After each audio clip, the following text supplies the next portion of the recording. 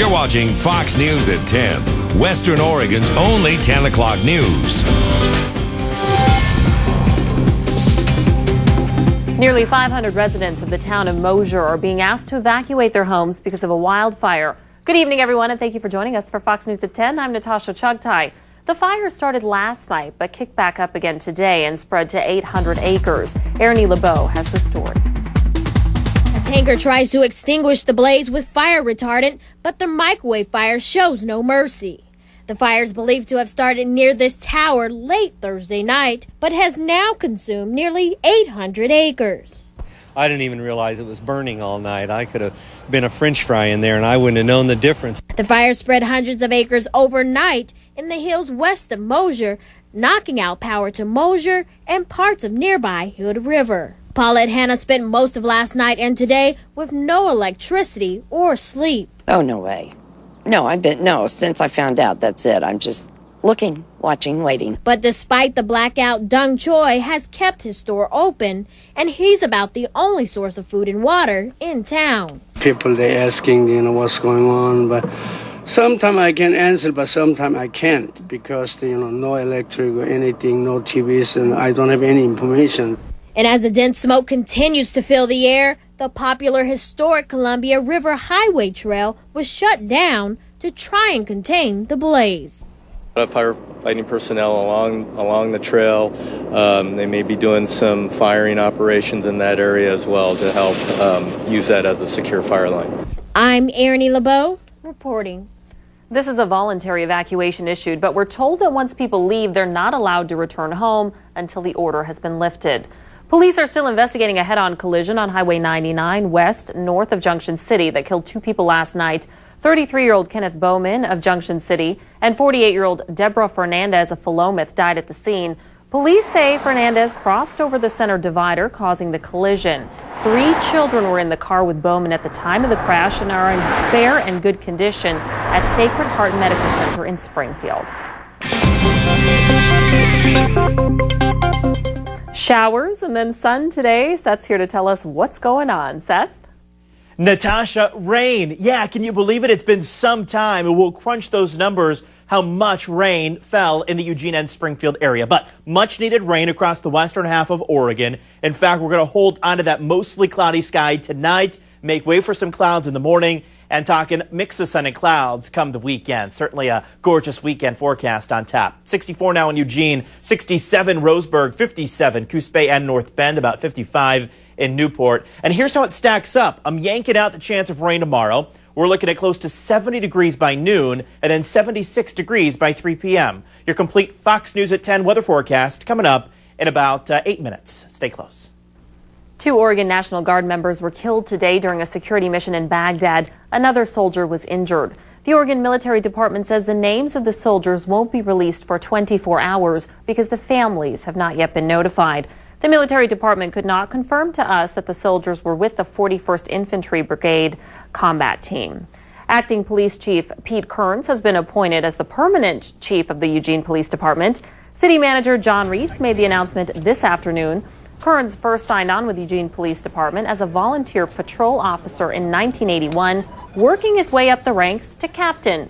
He was named acting chief last October when Chief Robert Leonard left for another job. What you're going to see from the department, what the community is going to see from the department is a more open access. We're going to improve on our abilities, our capabilities to engage with neighborhoods and all parts of Eugene in a way so that we're working together collaboratively to solve crime problems, reduce crime, and increase safety. The city manager says Kearns had strong support from an overwhelming majority of those involved in the recruitment process.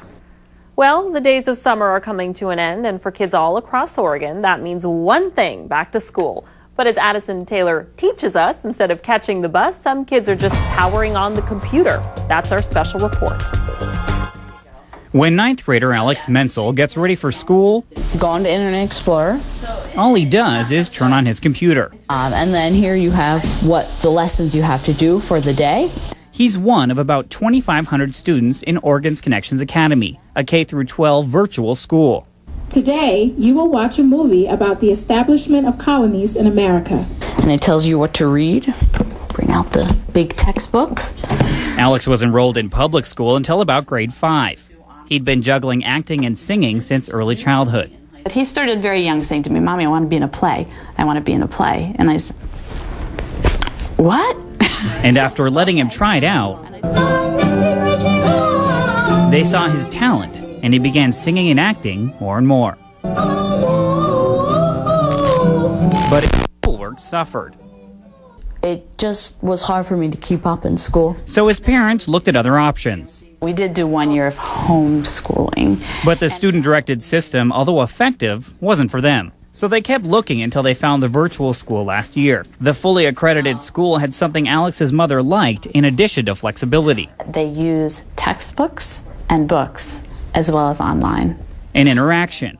These are his live lessons in pink. And it's free, providing an education his mother approves of, as well as giving Alex It's the mushrooms on your pizza. It's the a chance to develop his craft. because molds like us just love being not alive. In Eugene, Addison Taylor reporting. It's a talented kid there. Students in the online school range from singers, dancers, and actors to kids recovering from injuries. Well, wading pools in the city of Eugene are now a thing of the past. Today was the last day for the popular pools at 5 city parks.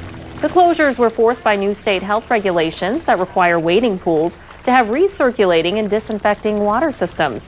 They plan to convert the pools into spray play parks over the next several years.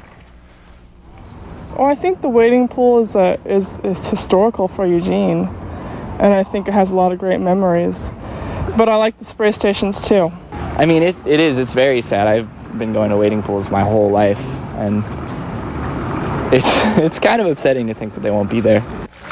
If fundraising is successful, the first conversion is scheduled for Washington Park next summer. Scientists in Southern California report a huge pile of floating garbage in the Pacific Ocean. A team with the Scripps Institution of Oceanography in San Diego found the pile of trash about the size of Texas floating in about 1,000 miles off the coast of California. The scientists took a boat to the area where they thought the trash would be, and they found what they went looking for.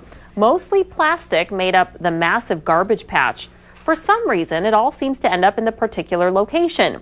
Scientists also found various languages on the debris, including English, Spanish, and Japanese. I thought it was very shocking when we started just pulling up every single net tow. We started pulling up the plastic.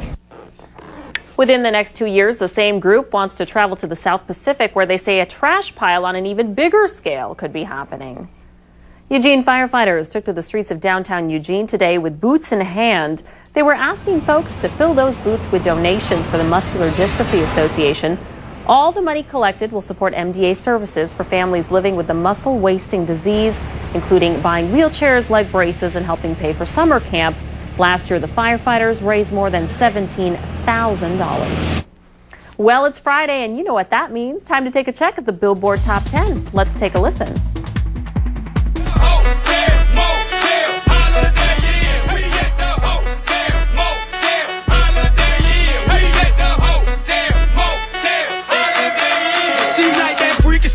Two in the O and one in the I. That kinky stuff, you nasty, but I like you to make them good girls go bad. I make them good girls go bad.